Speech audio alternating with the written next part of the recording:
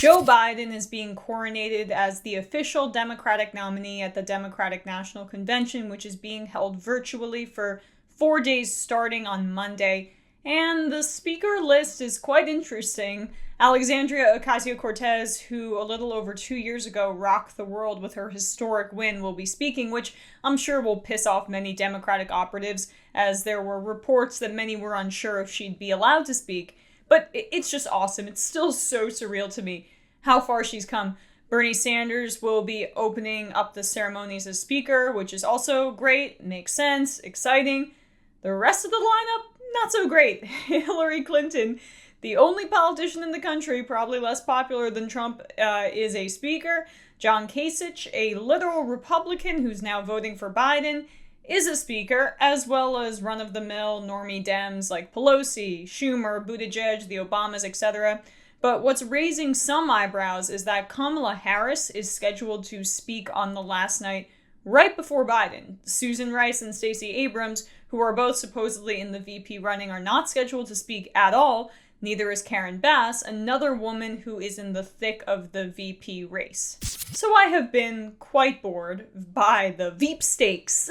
I just had a twitch, as the media likes to call it, because whoever Biden picks is not going to be some sort of barn-burning progressive, but Karen Bass is the most progressive front-runner option. I don't think Stacey Abrams is going to get it. Kamala Harris is still the favorite, I think, but Susan Rice is creeping up there. It could make sense why Kamala Harris is scheduled to speak before Biden, but guys, they could lie to us. It doesn't matter. They could change the schedule next week when he announces. So there's not a ton to glean from this, but it's still causing a lot of the tweeters to be tweeting and speculating. Karen Bass, again, like, I mean, she was caught speaking at a Scientology convention or something, which was not good. But with the other options, she's definitely the most progressive. But now it was uncovered that she had eulogized a leftist activist who had ties to communism and believed some communist things. And so, of course, there's no chance that red-baiting Joe Biden is going to pick her, which is a bummer because I really like, not really like, but of all of the picks that Biden was going to put forward, I like Karen Bass the most. So no one knows at this point. And that's mostly what mainstream media people are talking about the VP pick. What bums me out here is there are 2.5 leftist speakers, basically, at the convention. There's Ocasio-Cortez, Bernie Sanders, and then the half of Elizabeth Warren that still proposes progressive economic policy, and then the other half that's completely kowtowing to the Democratic establishment, which I will never understand her as long as I live, but whatever. Really, though, the only true leftist strongholds, AOC and Bernie Sanders. And this is a part of the DNC basically saying, no, you don't have control of this party. We have it. Joe Biden is the nominee. We have it. I mean, Bill Clinton is speaking. And I know he's a former president, but Ghislaine Maxwell is in prison right now and talks, and all the documents show that Bill Clinton was on Epstein Island. Like, come on, let's move this party forward to having moral leadership. And Bill Clinton is certainly not that. So it's corny. It's back to the Democratic Party that the corporate establishment wanted. And it's meaningless. I mean, listen to this sanitized branding of the convention. Organizers have announced broad themes. Monday is We the People. Tuesday is Leadership Matters. Wednesday is A More Perfect Union. And Thursday's finale is America's Promise. Promise, like Jon Snow.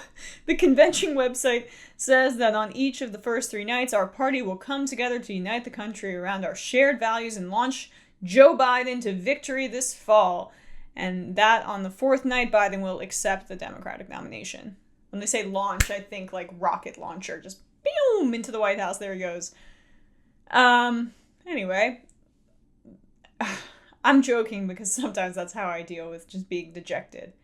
Progressives lost. And there's really no appeals to them here.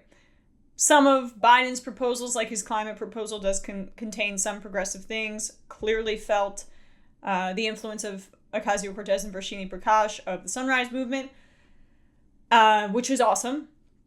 But when it comes to Democratic Party leadership, they are just thrilled that they can go back and have their stand. I say last stand. I thought 2016 was the Democratic establishment's last stand, but they're pumped for this branding, this sanitized corporate nonsense. Oh, Joe Biden, he's corporate sanitized nonsense, so we can be too. And of course, you guys heard TYT was denied press credentials. They don't care about the left right now. They're doing their victory lap. They don't have to do anything. Biden can hide in his basement. He's still up in the polls. They can just sit pretty, and they're acting like it. Just Ocasio-Cortez and Bernie Sanders, you didn't want to include Nina Turner. You didn't want to include Ilhan Omar, Rashida Tlaib, any of the leftist leaders. Anyone who's excited the youth. Andrew Yang wasn't asked to speak, and he tweeted, I thought I would be asked to speak. Andrew Yang is not, I don't agree with him on everything, but he's a different voice. He's someone who should definitely be included. Interesting. But Hillary Clinton, the most detested politician in the country, last polled when compared to Trump, who knows now, but she should speak. She should speak over the future of the party. That says a lot about where party leadership's mindset is at.